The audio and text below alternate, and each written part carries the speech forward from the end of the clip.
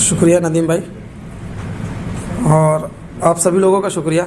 मेरा नाम आसिफ इकबाल तन्हा है। मैं सेकेंड ईयर का स्टूडेंट था जामिया में, और मैं स्टूडेंट एक्टिविज़म में एक्टिव हुआ जब नजीब का प्रोटेस्ट दिल्ली की सड़कों पे चल रहा था, और वहाँ से मैं जो है एक्टिविज़म में अपनी कदम को रखा और आगे बढ़ने की कोशिश कर रहा था।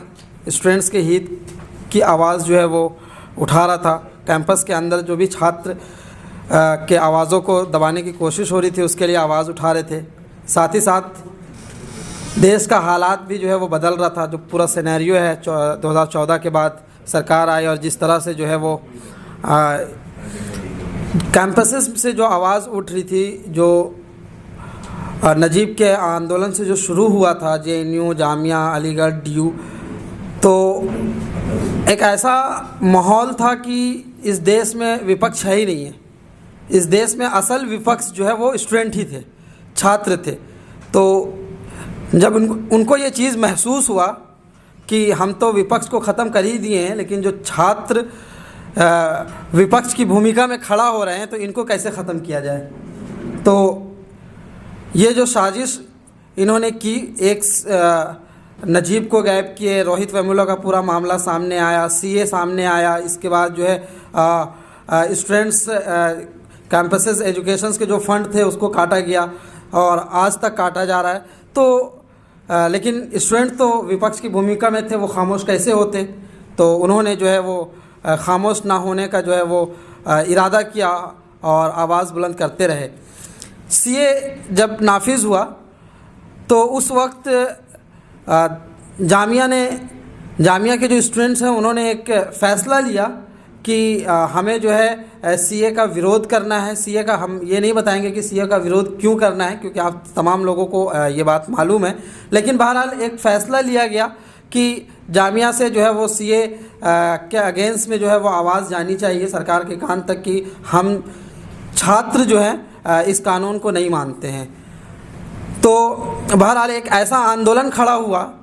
जब वो आवाज़ बुलंद किए गए तो जामिया के स्टूडेंट्स पे जिस तरह का बर्बरता हुई, पुलिस ने जिस तरह का जुल्म किया, वो सारी बात अभी नदीम भाई ने बताया कि किस तरह से 13 दिसंबर और 15 दिसंबर को तो 13 दिसंबर को जब हम लोगों ने फर्स्ट टाइम पार्लियामेंट तक मार्च करने का कॉल लिए, और उसके बाद से दिल्ली पुलिस जो है वो मेरे पीछे लग गई।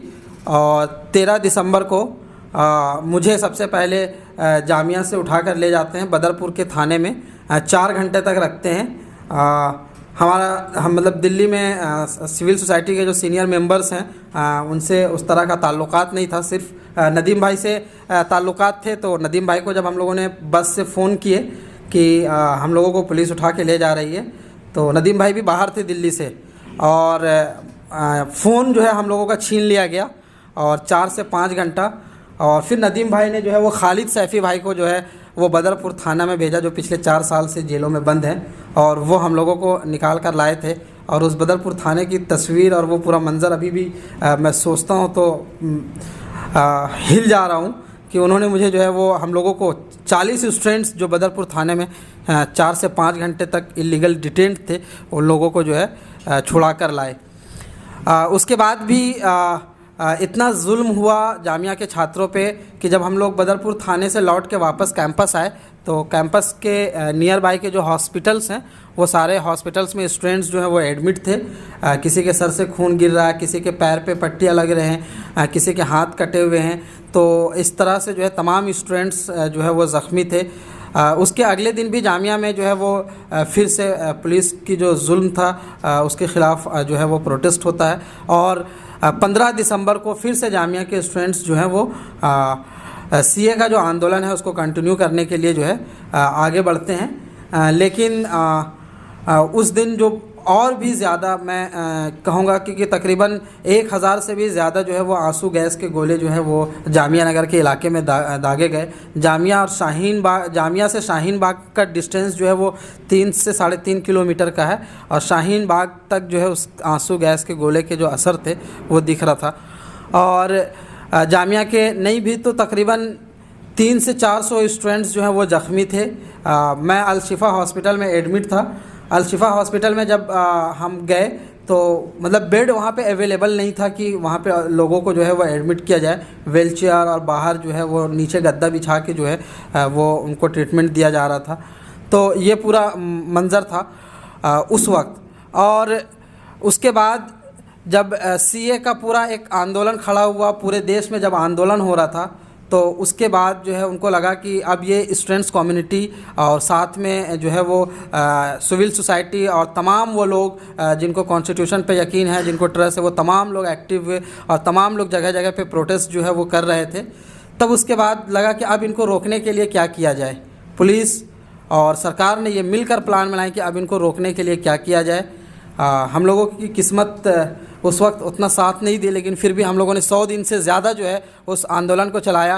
किस्मत पूरे देश का, पूरे वर्ल्ड को जो है वो किस्मत का साथ नहीं मिला कि कोविड आ गया। मुझे आज ये कहना पड़ रहा है कि अगर कोविड नहीं होता तो शायद आज भी सीए का आंदोलन चल रहा होता, और अगर नहीं चल रहा होता तो वो वापस ज़रूर हो गया होता। आज सीए इम्प्लीमेंट करने की बात कर रहे हैं, वो रूल्स ले आए हैं, लेकिन मुझे ऐसा लगता है कि अगर कोविड नहीं होता तो आज हमारे लोग जेल में भी नहीं होते और सीए भी जो है वो नाफिज नहीं होता।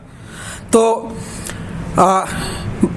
कोविड के दौरान जो कि इतना वबा पूरी दुनिया में फैला हुआ है, उस वक्त उनको जो है वो आज़ादी मिल गई। जिस आज़ादी की हम लोग बात कर रहे थे वो आज़ादी तो उनको नहीं मिल रही थी कि इनको रोका जाए, लेकिन कोविड में हम लोगों को घरों में कैद करके जो है उनको आज़ादी मिली।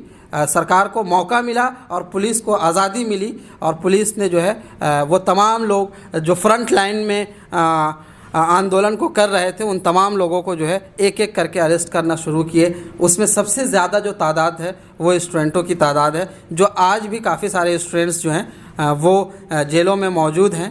और उससे नुकसान तो हुआ, मतलब मुझे इस बात का कभी अफसोस नहीं हुआ कि मैं जेल क्यों गया और मैं 13 महीने जेल में रह के क्यों आया।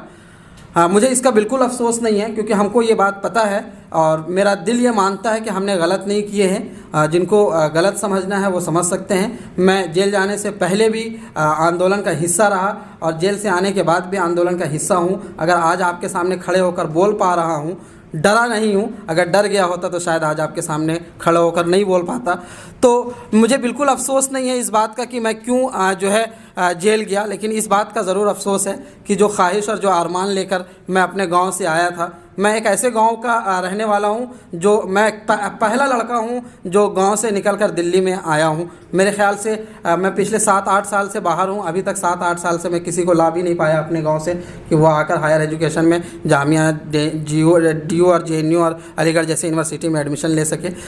मुझे इसका अफसोस भी है, लेकिन मुझे इसकी खुशी भी है कि मैं जो है वहाँ से निकल कर बाहर आया और अधिकार झारखंड का रहने वाला हूँ। और झारखंड में जिस तरह से अधिकारों की लड़ाई लड़ी गई है वो तमाम चीज़ें अपनी नज़र में रख के आया, और वही लड़ाई जो है सड़कों पे लड़ रहे हैं और आगे भी लड़ेंगे। और इस बात के साथ में अपनी बात को ख़त्म करेंगे कि वो तमाम साथी हमारे जो जेल में हैं वो लोग जल्द ही हम तमाम लोगों के बीच में होंगे। और जो लड़ाई हम लोगों ने अभी सड़कों पे छोड़ी है, मुझे उम्मीद है कि जल्दी फिर से जो है उस लड़ाई को सड़कों पे आगाज़ किया जाएगा। आप तमाम लोगों का सपोर्ट रहा है शुरू से।